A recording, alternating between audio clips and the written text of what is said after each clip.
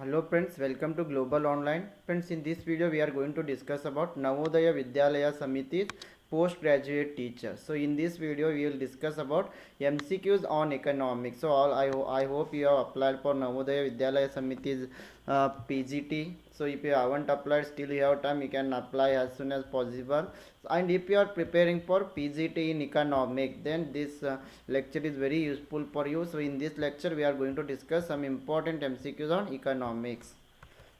And friends, here if you are preparing for PGT in economics for Navodaya Vidyalaya Samiti's recruitment, here the examination pattern is 10 questions will be on general awareness, 10-20 questions will be on reasoning ability, then 10 questions on knowledge of ICT, 10 questions on teaching aptitude, and 80 questions are your subject, then 20 questions on language competency of general English and general English, and general Hindi.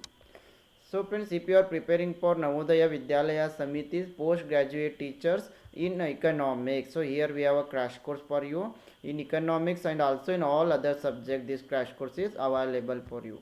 So if you are preparing for this PGT, here in this crash course you will get 10 mock tests with solution PDF. Yes, after attending the test you will receive solution PDF also.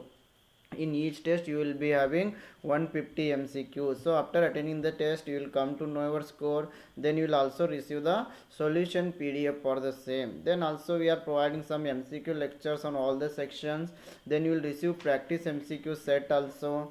Then this crash course is available only at rupees 2000, and if you want to join you can contact these numbers. So let us move to the questions here. Here the first question is, which of the following is an example of a government transfer payment? So here four options are given. In these options, which is the transfer payment of the government? So option A, imputed rent of an owner occupied house. Option B, purchase of new computer. Option C, unemployment allowance to unemployed persons.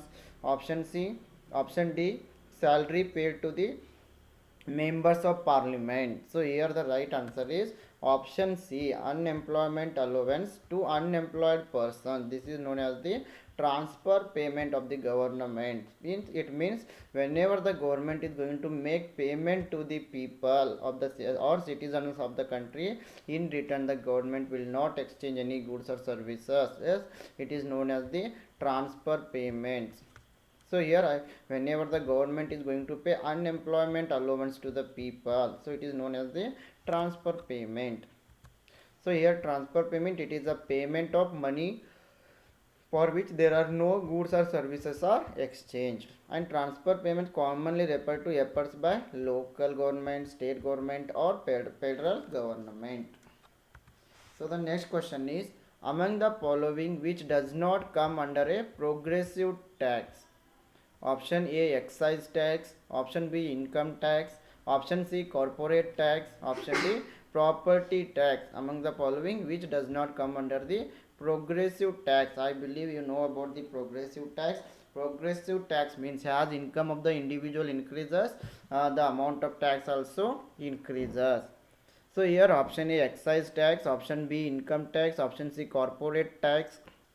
Option D, property tax. So here the right answer is option A, excise tax. It does not come under the progressive tax. All remaining income tax, corporate tax and also property tax will come under the progressive tax.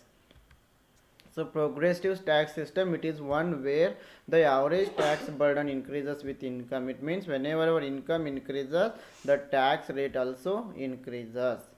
Then high income families pay disproportionate share of the tax burden, while low and middle income taxpayers should pay relatively small tax burden. The next question is, when the demand elasticities of exports and imports are less than the supply elasticities for exports and imports, then which of the following is likely to occur? Option A, devaluation adversely affects the terms of trade. Option B, no impact of valuation on the terms of trade. Option C, devaluation favorably affects the terms of trade.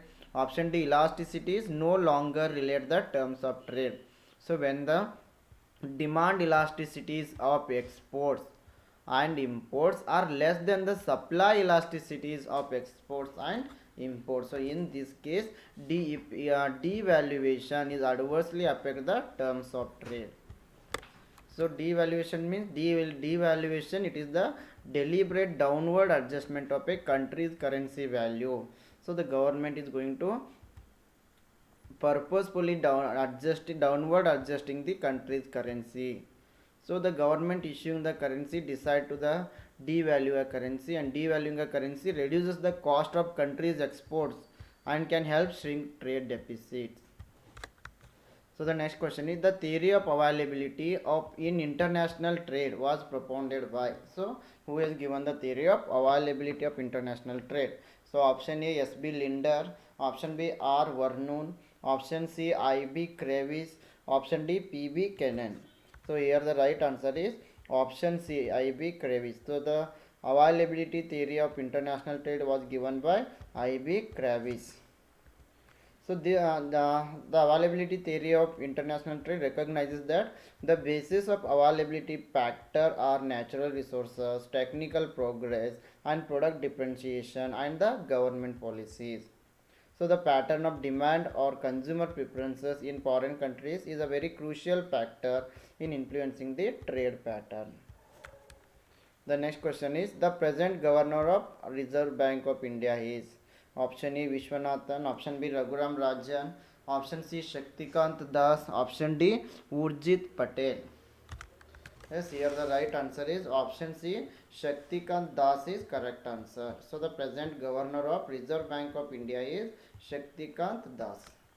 So Shaktikant Das was currently serving as the 25th governor of Reserve Bank of India, and earlier he was the member of 15th Finance Commission and India's Sherpa to the G20. Please remember. The next question is, economic reforms in China started with the reforms in option A agriculture, option B foreign trade, option C industry, option D services. Yes, here the right answer is option A agriculture. Economic reforms in China started with the reforms in agriculture. So option A is correct here. So the next question is, the concept of multiplier expresses the ratio between change in option A investment and change in income, option B savings and change in investment, option C investment and change in consumption, option D income and change in consumption. So the multiplier is going to express the relationship between income and investment. So it is the ratio of increase in initial investment to the increase in the total income. So investment multiplier refers to the number of time by which increase in output or income exceeds the increase in investment. So multiplier, it is the ratio between change in income and change in investment. The next question is, the concept of inflationary gap was coined by option A J.R. Hicks, option B A.W. Phillips, option C J.M. Keynes, option D Milton Friedman. So here the concept of inflationary gap, this was given by John Maynard Keynes. So in economics, an inflationary gap refers to the positive difference between the real GDP and potential GDP at full employment. And the concept was invented by J.M. Keynes to help identify the economy's position in the business cycle. The next question is, which is the simplest method of studying trend in time series analysis?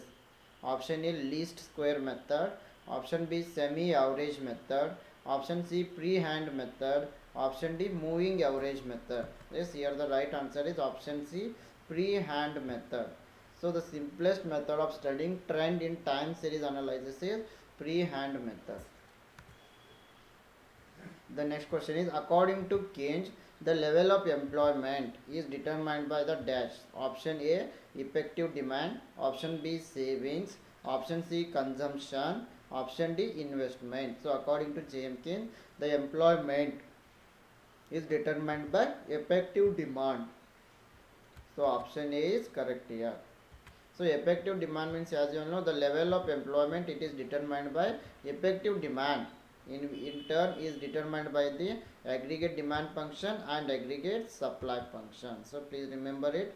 According to JMK, the employment is determined by the aggregate demand, and aggregate demand, effective demand is determined by aggregate demand and aggregate supply functions. The next question is, the first phase of nationalization of commercial banks started in the year. Option A 1970, option B 1969, option C 1979, option D 1980. So here the right answer is option B 1969. The first phase of nationalization of commercial banks started in the year of 1969. So option B is correct. So the first bank in India to be nationalized was the Reserve Bank of India, and in the year of 1949. Further 14 other banks were nationalized in July 1969. The next question is, if a demand curve is rectangular hyperbola, it indicates option A relatively elastic demand, option B perfectly elastic demand, option C unitary elastic demand, option D perfectly inelastic demand. Yes, here the correct answer is option C, unitary elastic demand. If a demand curve is rectangular hyperbola, so it indicates unitary elastic demand.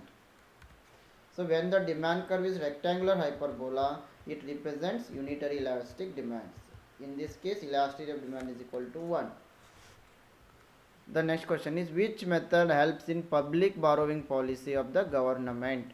Option A selective credit control, option B bank rate policy, option C variable cash reserve ratio, option D open market operations. Yes, here the right answer is option D open market operations. The method in public borrowing policy of the government is open market operations. So the open market operation, it is going to help for the public borrowing. The next question is, which of the following is not included in disposable income? Option A social security benefit, option B corporate dividends, option C transfer payments, option D personal income tax. So disposable income means with the income which is available for the spending. So in disposable income, personal income taxes are not included. So disposable income, it is the total personal income minus current income taxes. The whatever income is remaining after paying the tax is known as the disposable income. The next question is, in a three sector circular flow of income, the government income is considered as option A an injection, option B a leakage, option C anti-inflationary, option D unproductive. So here the right answer is option A an injection. In a three sector circular flow of income, the government income is considered as an injection. So the next question is, under monopolistic competition, the price elasticity of demand is option A inelastic, option B infinite, option C elastic, option D 0. So under monopolistic competition, the price elasticity of demand is elastic. Because in monopolistic competition there are substitutes are available, so in this case demand is inelastic. If no substitutes are available like monopoly, then demand is inelastic. So due to the range of similar offerings, demand is highly elastic in monopolistic competition. So the next question is, the cost push inflation occurs when option A an increase in demand, option B an increase in income of the people, option C an increase in productivity of the people, option D an increase in wages, profit margin and taxes. Yes, here the correct answer is option D an increase in wages, profit margin and taxes. Cost push inflation is going to occur when an increase in wages and profit and taxes are going to increase. This will lead to increase in the prices, so it also cost push inflation will take place. Sorry, these increase in wages, increase profit and taxes will lead to increase in the cost of production, so cost push inflation will occur. So cost push inflation is inflation caused by an increase in the inputs like labor, raw materials, land rent, etc. The increased price of the factors of production leads to decrease the supply of these goods. So the next question is, which of the following is not an assumption of Haberler's opportunity cost theory? Option A, trade between two countries is completely free and unrestricted. Option B, factors are immobile between the countries. Option C, factors are completely mobile within the countries. Option D, price of each commodity is equal to fixed cost. Yes, here the correct answer is option D, price of each commodity is equal to fixed cost. So which of the following is not an assumption of Haberler's opportunity cost? So option D, price of each commodity is equal to fixed cost. Option D is correct. So the opportunity cost is what has been given up in order to have some quantity of another thing. So in additional unit of one commodity has to be produced, the productive resources are to be diverted from the production, some of the other commodity to the given commodity. It means that if the producer wants to produce one good extra, so he has to reduce the production of another good. So it is known as the opportunity cost due to limited resources. The next question is, in which model of duopoly each producer believes that his rival will keep his price constant? Option A, F.Y. Edgeworth model. Option B, A.H. Chamberlain model. Option C, Joseph Burton model. Option D, A.A. Carnot model. So here the right answer is option C, Joseph Burton model is correct. So in this model, the producer believes that his rival will not change the price. So Burton competition, it is a model of competition in which two or more firms produce homogeneous goods, and this competition in prices, providing the goods are perfect substitutes, ends with the firms selling their goods at marginal cost, thus making zero profit. The next question is, China introduced economic reforms in option A 1975, option B 1978, option C 1991, option D 1985. So here the right answer is option B 1978. Okay friends, this is about our today's session, and if you are preparing for Navodaya Vidyalaya Samiti's postgraduate teachers, here we are having a crash course for you. In this crash course you will get 10 mock tests. After attending the test you will get your score, and also you will receive the solution PDF. Then MCQ lectures are available on all the sections. This MCQ set we are going to provide. Then this crash course is available only at 2000 rupees. If you join now you will also receive 30% discount here. So if you want to join, you can contact these given numbers. Yes, I wish all the best to all. Thank you.